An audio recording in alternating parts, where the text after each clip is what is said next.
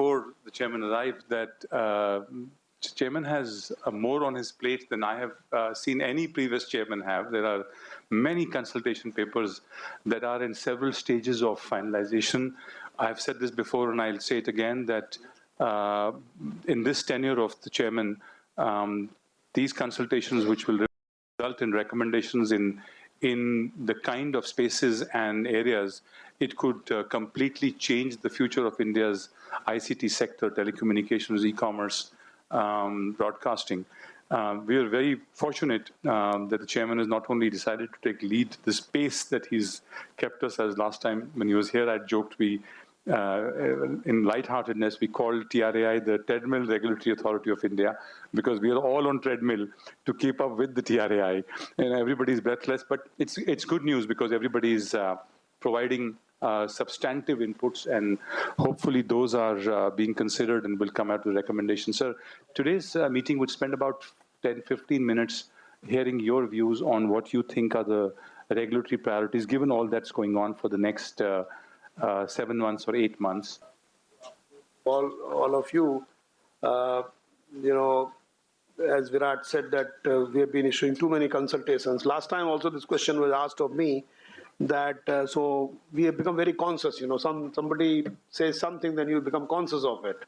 So yes, it is true that there are a number of areas in which we have been issuing consultations, and these areas are from network neutrality to specific issues of telecom sector, and also cloud and M2M communications. And because the whole ICT sector is evolving and newer technologies and systems and processes are being introduced, I'm not saying that we are very keen to regulate each one of them, but certainly from the viewpoint of ensuring that there is a healthy growth and there are no confusions and ambiguities.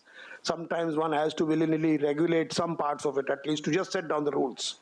So now the healthy pipeline, which were there about 22 new consultations, which you had pointed out, now that pipeline has reduced to about 10. So there are only 10 because most of the consultations which are going on since last year, they have concluded into recommendations. For example, Wi-Fi and many other things which were there pending at that point in time have now resulted into the recommendations, and hope something will emerge out of them. Now, the topic which you have given me is essentially regulatory priorities of our country. What we had done was that in the beginning of the year, we had called a consultation with all these stakeholders, primarily the broadcasters and the telecommunication operators, because these are two sectors which we regulate. And then we had asked them this question as to what should TRAI be doing, for example, in this calendar year. Otherwise we are sometimes accused that you start consultation without consulting us.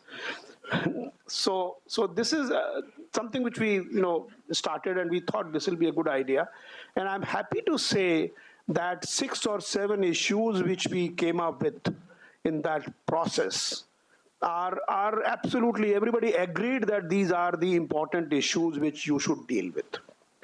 And we were cognizant of the fact that many a times there are 2 types of issues. One are important, another are urgent.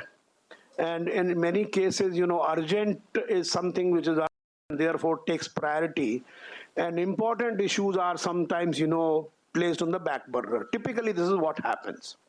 So we said if we can identify those important issues which we should deal with in the given calendar year, of course we will have to deal with the urgent ones because they pop up and then you have no option but to deal with them. But we should find out what are the important issues. And though I am not able to enumerate them because I don't remember them up front, but about 6 or 7 issues in the telecom sector, and similar number of issues in the broadcasting sector. These are agreed issues, and we are systematically working on them to bring out consultation papers and finally close these issues. But let me see the overarching approach of TRAI in so far as regulating both these sectors is concerned. The overarching theme or approach, for example, in telecom sector is consumer protection, transparency, quality of service, overall growth of the industry, fair competition, level playing fields and fair competition. These are some of the overarching principles which we hold very dear. And we think they should show us the way as to how we regulate this sector. That's the approach. One may have differences on a specific issue, saying that this is not fair, or this is not good, or this is not timely, this is obsolete. Those things may happen, but that's the one part. Second issue which we have, overarching thing is, there shall be nothing done without consulting all these stakeholders. So that's another very, very important, and of course, that process takes about 6 months, 7 months. You will start a consult, you articulate the issues, you articulate the questions, you set out what are the best practices. And I must say that, typically in a government organization, what happens, we do a very sloppy work of, bringing out something. But TRAI is not one such organization. We give a lot of thought when we issue a consultation paper. And I think many of you will agree that the standard of these consultation paper is not trivial. We give a lot of, we study the international best practices, what is happening in various other domains, and we give both arguments for any issue, argument and counter arguments, and that we don't hold on to any one of these. We are just saying some people say this and some people say that. So in a way, we try to make a consultation paper very, very objective. And then in order to focus the discussion, we bring out certain issues and what we call questions. And these questions essentially are asked in open house discussions, and questions are asked for inputs from the stakeholders so that it becomes easy to process these inputs and really bring out and come up with a policy. So consultation is another aspect of the matter. So having done these, identified the issues which we should take up and the consultative aspect of it, I think that's, and the overarching goals. For example, in broadcasting sector also, consumer protection, transparency, fair play, non-discrimination, these are some of the basic principles which we are following, and that's the framework which we have issued in the broadcasting sector. We also have started involving the industry into these processes. For example, there was one issue, TRAI has been in existence since 1997, and there have been large number of issues, large number of TTOs, tariff orders, large number of regulations, and we find that some tariff order has been modified 68 times, 69th amendment, 17th amendment, and we thought maybe the first amendment might have been overridden 6 times. So then, what we decided is that there may be certain regulations, certain orders, certain things which might have become obsolete or no more required. So let us, take them off our books so that, we just remove them. Similar to what Government of India has done, the Honorable Prime Minister had started a program to, take off these obsolete laws from the statute books to really and replace them with whatever is. So we also decided the same way. And for this, we did not say we'll do it departmentally or internally. We said we will form a committee of stakeholders, and then they will basically study these because they are the ones who know. So that's one. The second issue which we had discussed and decided is essentially ease of doing business.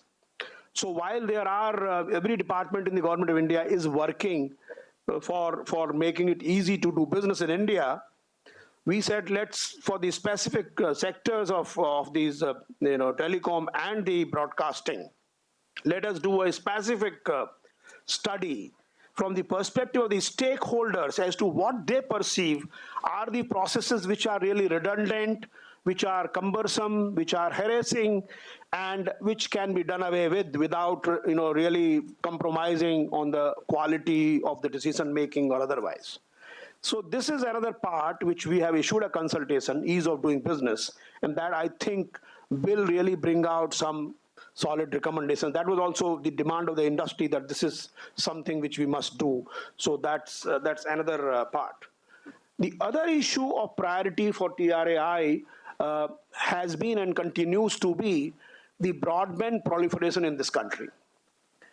Digital India, as you know, is an extremely comprehensive program which sets out all priorities and all things to do to make India into a digitally empowered society and knowledge economy.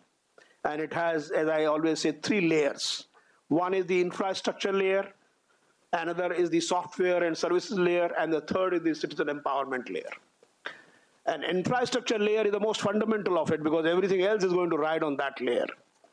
And so what we did was, I was lucky to be at that point of time when Digital India was announced, the secretary of the concerned department. So I had some role to play in articulating the vision of Digital India. And what we did, there are 3 vision areas, 3 layers, as they say. And we also specified this program into quantifiable and actionable, sort of pillars, as we call them. And there are 9 pillars of Digital India. And I'll just describe the first one. The first one is broadband as a utility to citizens. And I perceive this is the most important pillar. In fact, all the other pillars are probably resting on this pillar. So this is very, very important. And my view has been that let's see how we can realize that vision of broadband as a utility to citizens. When you see India's ranking in today's world, we are 132 in a community of 195 nations. This is not a great thing for a country which houses 1/6 of the population. If you look at people who are offline, overall, we constitute a significant percentage of offline people in the world. There are 4 billion people who are, let's say, out of internet today in the world. 1 billion of them are in India. India has got 300 million connected, but then we have 1.3 billion. So 1 billion are out of that.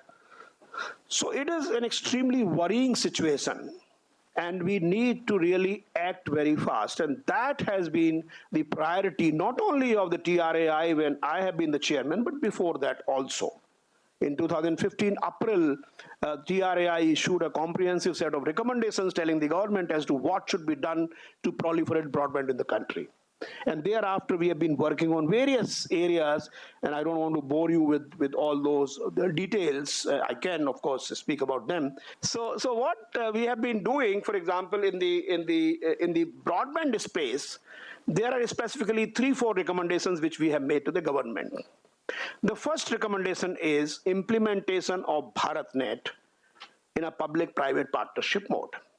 This is extremely important because BharatNet is a project which seeks to connect every panchayat through an optical fiber cable POP, and there are 250,000 panchayats out of 600,000 villages.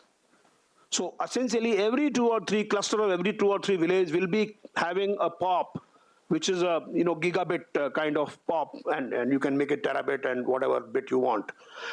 It depends on the electronics. So this is going to supply, and thereafter, of course, one can have Wi-Fi solutions, or one can have some other kind of solutions also. So this is very, very ambitious program. And we are going to spend 120,000 crores, which will be about $20 billion US, on this program. And our recommendation has been that this program cannot be implemented as a government program. Government program in the sense that government constructs it, government maintains it, government markets it, and those kinds of things will be difficult to attain because the number of stakeholders will be in thousands, if not in hundreds of thousands.